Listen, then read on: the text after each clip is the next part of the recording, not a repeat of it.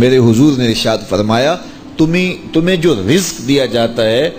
مصائب سے تمہیں بچا لیا جاتا ہے، آتی آتی تکلیف ٹل جاتی ہے، تمہاری نصرت دشمن کے مقابلے میں ہوتی ہے، حاسدین کے مقابلے میں تم کھڑے ہو جاتے ہو، فرمایا تمہیں پتہ ہے یہ تمہیں کیوں ایسا ہوتا ہے؟ فرمایا الا بدعفائکم، جو تمہارے معاشرے کے کمزور لوگ ہیں جن کی تم نے مدد کی، فرمایا یہ ان کی دعاؤں کا نتیجہ ہوتا ہے،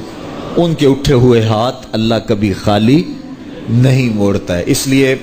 لاچار لوگوں کی، دکھی لوگوں کی، بے بس اور بے آسرا لوگوں کی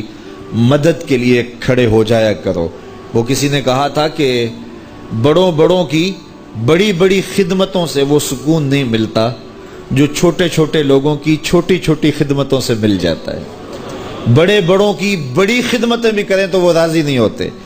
لیکن چھوٹوں کی چھوٹی چھوٹی خدمتیں، یار غریب کو تو پیار سے کھڑا کر کے اس کے پشت پہ شفقت کا ہاتھ پھیر دیں تو وہ سارا دن خوشی سے گزار دیتا ہے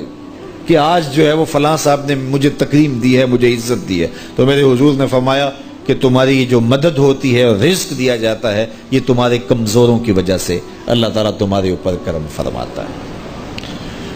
اچھا، ایک اور ذریعہ رزق کے اضافے کا حضرت عبداللہ ابن مسعود رضی اللہ تعالی عنہ کی مرویات سے۔ یہ حضرت عبداللہ ابن مسعود جلیل القدر صحابی ہیں، ان کے ہاں بیٹیاں ہی بیٹیاں تھیں۔ اچھا، جب ان کا آخری وقت آیا اور یہ بڑے سخت بیمار ہو گئے تو نزع کی سی کیفیت طاری ہو گئی، تو حضرت عثمان غنی رضی اللہ تعالیٰ عنہ ان کا حال پوچھنے آئے۔ تو جب حال پوچھا، بیٹھے، گفتگو ہوئی، واپس چلنے لگے، تو حضرت عثمان غنی نے اشرفیوں کی 2 تھیلیاں نکال کے حضرت عبداللہ ابن مسعود کو پیش کی۔ تو انہوں نے کہا کہ مجھے تو اس کی ضرورت نہیں ہے، میں تو اس دنیا سے جا رہا ہوں، تو یہ مجھے کیوں دے رہے ہیں؟ تو حضرت عثمان نے کہا کہ یہ آپ کی بیٹیوں کے لیے ہے، چونکہ آپ کی بیٹیاں ہی بیٹیاں ہیں تو یہ میں ان کے لیے پیش کر رہا ہوں، آپ کو تو واقعی ضرورت نہیں، دنیا سے جا رہے ہیں تو یہ ان کے لیے ہے۔ تو حضرت عبداللہ ابن مسعود نے پھر تھیلیاں موڑتے ہوئے کہا کہ میری بیٹیوں کو اس کی ضرورت نہیں ہے، اس لیے کہ میرے حضور نے فرمایا تھا کہ جس کے پاس سورہ واقعہ ہو اس کو غربت تنگ نہیں کر سکتی، تو میری بیٹیاں رات کو سونے سے قبل 1 مرتبہ سورہ واقعہ ضرور پڑھتی ہیں، اس لیے تم میری بیٹیوں کے بارے پریشان نہیں ہونا، اللہ کے فضل سے انہیں غربت تنگ نہیں کرے گی، ان کے پاس سورہ واقعہ جو موجود ہے، تو یہ کسی ایسے ضرورت مند کو دو جس کے پاس سورہ واقعہ نہیں ہے۔ تو سورہ واقعہ کی تلاوت یقیناً رزق کی فراوانیاں اور رزق کی برکتیں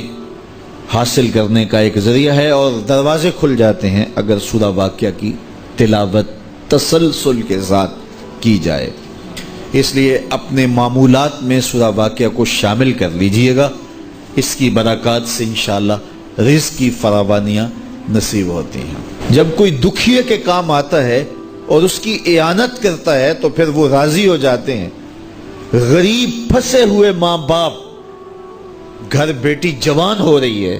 اور بڑھاپے کی طرف اس کا رخ ہو رہا ہے اور ان کے پاس ہمت نہیں ہے کہ ان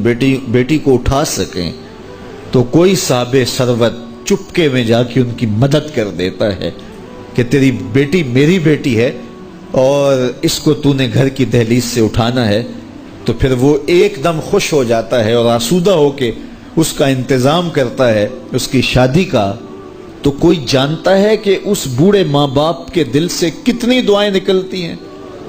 اور اس جو ہے وہ بیٹی کے دل سے کتنی تمنائیں اور کتنی جو ہے وہ نیک جذبات ان اشخاص کے لیے ہوتے ہیں جو ان کی مدد کے لیے کھڑے ہوئے۔ تو کوئی اس کا وزن ہے؟ کوئی وزن نہیں کر سکتا کہ اللہ تعالیٰ اس کی برکت کتنی عطا کرتا ہے۔ تو